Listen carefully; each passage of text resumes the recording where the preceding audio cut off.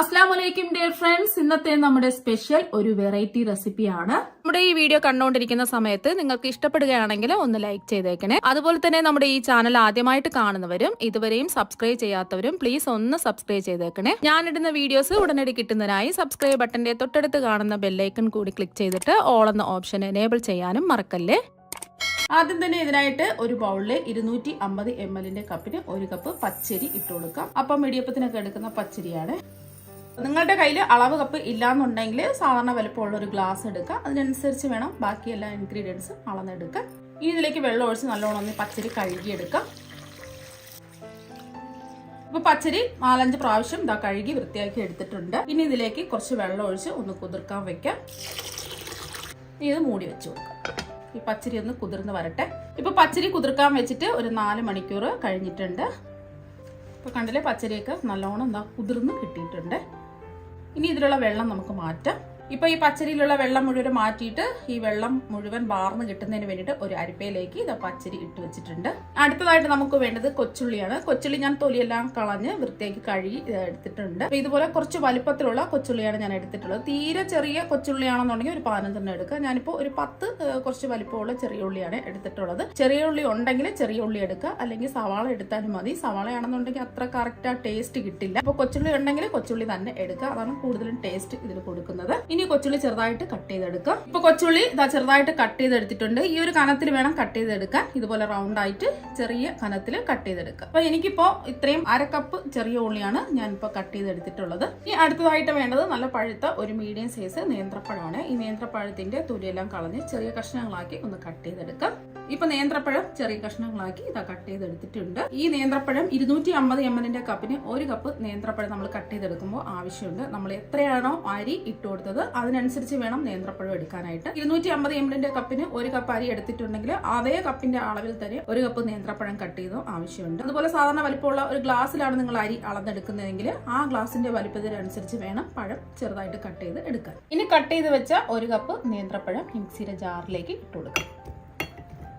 ഇനി ഇതിലേക്ക് ആവശ്യത്തിന് വെള്ളം ഒഴിച്ചു കൊടുക്കാം. ഞാനിപ്പോൾ 1/4 കപ്പ് വെള്ളമാണ് ഒഴിച്ചു കൊടുക്കുന്നത്. 250 ml കപ്പിന് 1/4 കപ്പ് വെള്ളം ഒഴിച്ചു കൊടുത്തിട്ടുണ്ട്. ഇനി ഇത് കട്ടകളൊന്നുമില്ല, നല്ല പേസ്റ്റ് പരുവത്തിന് ഒന്ന് അരച്ചെടുക്കാം. ഇപ്പൊ പഴം ഒട്ടും കട്ടകളൊന്നുമില്ല, അത് അടിച്ചെടുത്തിട്ടുണ്ട്. ഇനി അടിച്ചെടുത്ത പഴം ഒരു ബൗളിലേക്ക് മാറ്റാം. ഇപ്പൊ അരിയിലുള്ള കംപ്ലീറ്റ് വെള്ളവും മാറി കിട്ടിയിട്ടുണ്ട്. ഇങ്ങനെ അരിപ്പയിൽ നമ്മൾ അരി വെച്ചിരുന്നാൽ മാത്രമേ കംപ്ലീറ്റ് വെള്ളവും മാറി കിട്ടുള്ളൂ. എന്നാൽ മാത്രമേ ആ കറക്റ്റ് അളവിന് നമുക്ക് വെള്ളം ഒഴിച്ച് ഇതൊന്ന് അരച്ചെടുക്കാൻ പറ്റുള്ളൂ. ഇനി ഈ അരി മിക്സിയിലെ ചെറിയ ജാറിലേക്ക് ഇട്ട് കൊടുക്കാം. ഇപ്പൊ അരി മുഴുവനും മിക്സിയിലെ ജാറിലേക്ക് ഇട്ട് കൊടുത്തിട്ടുണ്ട്.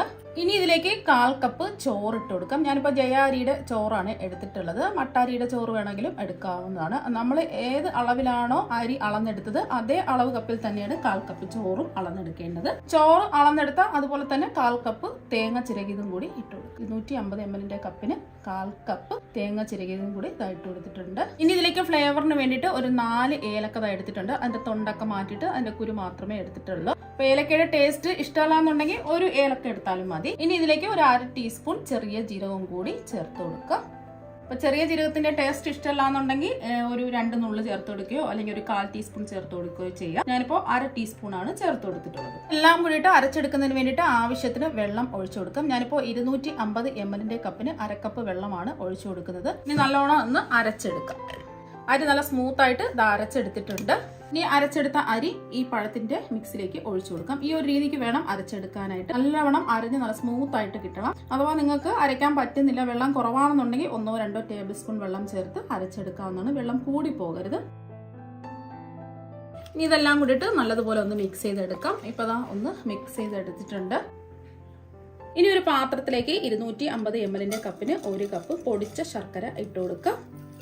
ഇതൊരു നോർമൽ മധുരമാണ്. നല്ല മധുരമൊക്കെ വേണമെന്നുണ്ടെങ്കിൽ 1/4 കപ്പ് ശർക്കര വരെ എടുക്കാവുന്നതാണ്. ഞാനിപ്പോൾ അരി അളന്നെടുത്ത അതേ കപ്പിന്റെ അളവിൽ തന്നെയാണ് ശർക്കരയും അളന്നെടുത്തിട്ടുള്ളത്. പൊടിച്ചിട്ടാണ് അളന്നെടുക്കാറുള്ളത്. നമ്മൾ എടുത്ത ശർക്കരയുടെ പകുതി വെള്ളം ഒഴിച്ചു കൊടുക്കുക. നമ്മൾ 1 കപ്പ് ശർക്കര എടുത്തിട്ടുണ്ടെങ്കിൽ 1/2 കപ്പ് വെള്ളം ഒഴിച്ചു കൊടുക്കുക. 250 ml കപ്പിന് 1/2 കപ്പ് വെള്ളം ഒഴിച്ചു കൊടുത്തിട്ടുണ്ട്. ഈ ശർക്കര ഒന്ന് ഉരുക്കിയെടുക്കാം. ഒരു നൂൽ പാവൊന്നും ആവേണ്ട ആവശ്യമൊന്നുമില്ല. മീഡിയം ഫ്ലെയിം വെക്കുക. നമ്മൾ പൊടിച്ച ശർക്കര എടുത്തതുകൊണ്ട് പെട്ടെന്ന് തന്നെ ഇത് അലിഞ്ഞു കിട്ടും. അപ്പോൾ ശർക്കര എല്ലാം ഉരുക്കി വന്നിട്ടുണ്ട്. ഒരു നൂൽ പാവൊന്നും ആവേണ്ട ആവശ്യമില്ല. ജസ്റ്റ് ഒന്ന് തിളച്ച് വന്നപ്പോൾ തന്നെ ശർക്കര എല്ലാം ഉരുക്കി കിട്ടിയിട്ടുണ്ട്. ഇനി ഫ്ലെയിം ഓഫ് ആക്കാം. ഇനി ആ ചൂടോടുകൂടി തന്നെ ഈ മിക്സിയിലേക്ക് ശർക്കര പാനി ഒഴിച്ചു കൊടുക്കാം.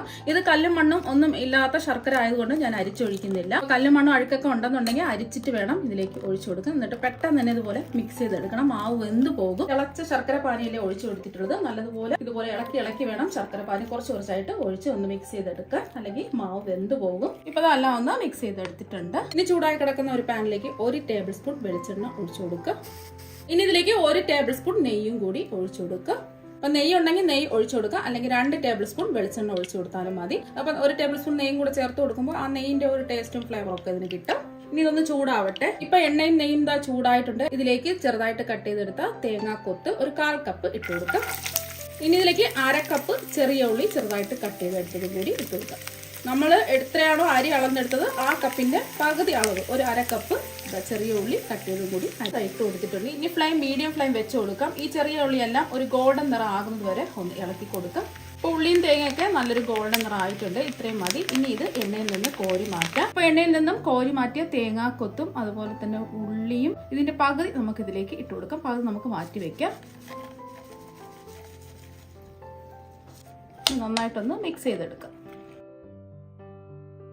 ഇപ്പൊ ഒന്ന് മിക്സ് ചെയ്തെടുത്തിട്ടുണ്ട്. മധുരം ഒന്ന് ബാലൻസ് ചെയ്യാൻ വേണ്ടിയിട്ട് 2 നുള്ളു ഉപ്പും കൂടി ഇട്ട് കൊടുക്കാം. ഇനി ഇതിലേക്ക് അപ്പത്തിനൊക്കെ ചേർക്കുന്ന സോഡാപ്പൊടി 1/4 ടീസ്പൂൺ ഇട്ട് കൊടുക്കാം. ബേക്കിംഗ് പൗഡർ അല്ല, ബേക്കിംഗ് സോഡയാണ് ഇട്ട് കൊടുത്തിട്ടുള്ളത്. എന്നിട്ട് നല്ലോണം ഒന്ന് മിക്സ് ചെയ്തെടുക്കാം. ഇപ്പൊ നമ്മുടെ ബാറ്റർ ഇവിടെ റെഡി ആയിട്ടുണ്ട്. ഈ ഒരു രീതിക്ക് വേണം ബാറ്റർ തയ്യാറാക്കി എടുക്കാൻ. ഒരുപാട് അങ്ങ് കട്ടിയാവാനും പാടില്ല, ഒരുപാട് അങ്ങ് ലൂസായി പോകാനും പാടില്ല. ഈ ഒരു രീതിക്ക് ബാറ്റർ തയ്യാറാക്കി എടുക്കാം. ഇതിൽ നിങ്ങൾക്ക് വേണമെന്നുണ്ടെങ്കിൽ എള്ള് 1/2 ടീസ്പൂൺ ചേർത്ത് കൊടുക്കാം. ഞാനിപ്പോൾ എള്ളൊന്നും ചേർത്ത് എടുക്കുന്നില്ല, ഉണ്ടെങ്കിൽ ചേർത്ത് കൊടുക്കാം.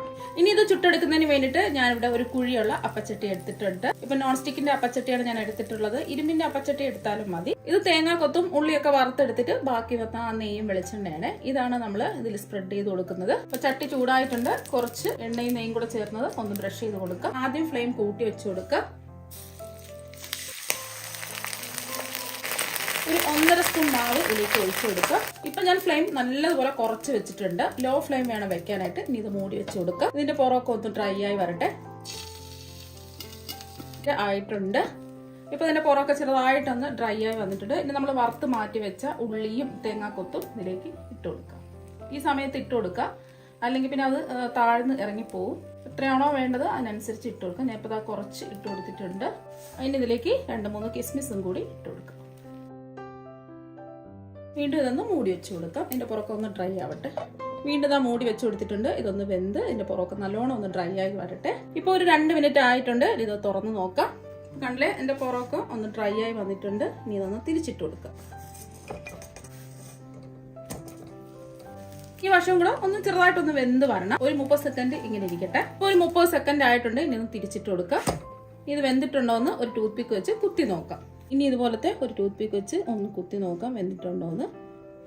ഇപ്പൊ കണ്ടില്ലേ, ടൂത്ത് പിക്ക് നല്ല ക്ലിയർ ആയിട്ട് വന്നിട്ടുണ്ട്. മാവൊന്നും ഒട്ടിപ്പിടിച്ചിട്ടില്ല. അപ്പൊ കറക്റ്റ് ആയിട്ട് വെന്ത് കിട്ടിയിട്ടുണ്ട്. അഥവാ ഇതുപോലെ മാവ് ഒട്ടിപ്പിടിക്കാണെന്നുണ്ടെങ്കിൽ കുറച്ച് സമയം കൂടി ഒന്ന് വെച്ചിരിക്കാം. ഒരു 30 സെക്കൻഡ് ഒക്കെ ഒന്ന് വെച്ചിട്ട് വേണം ഇത് എടുക്കാൻ വേണ്ടിയിട്ട്. ചട്ടിയിൽ നിന്ന് ഇതെടുത്ത് മാറ്റാം. ഇപ്പൊ കണ്ടില്ലേ, നല്ല അടിപൊളിയായിട്ട് കിട്ടിയിട്ടുണ്ട്.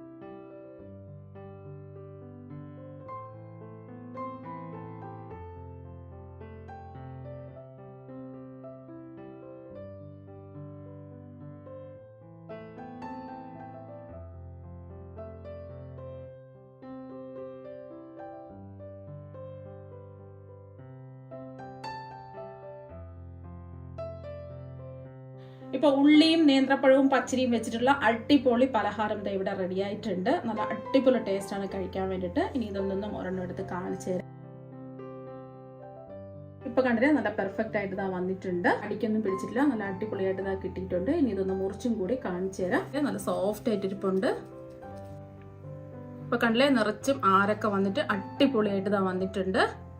ഇപ്പൊ നമ്മുടെ കുഞ്ഞൻ കലത്തപ്പം ഇവിടെ റെഡി ആയിട്ടുണ്ട്. നേന്ത്രപ്പഴവും ഉള്ളിയും പച്ചരിയൊക്കെ വെച്ചിട്ട് അടിപൊളി ടേസ്റ്റിൽ ചെയ്തെടുക്കാൻ പറ്റുന്ന കുഞ്ഞൻ കലത്തപ്പം ഇവിടെ റെഡി ആയിട്ടുണ്ട്. സാധാരണ നമ്മൾ കലത്തപ്പമൊക്കെ കുറച്ച് പ്രയാസപ്പെട്ടല്ലേ ഉണ്ടാക്കാറുള്ളത്.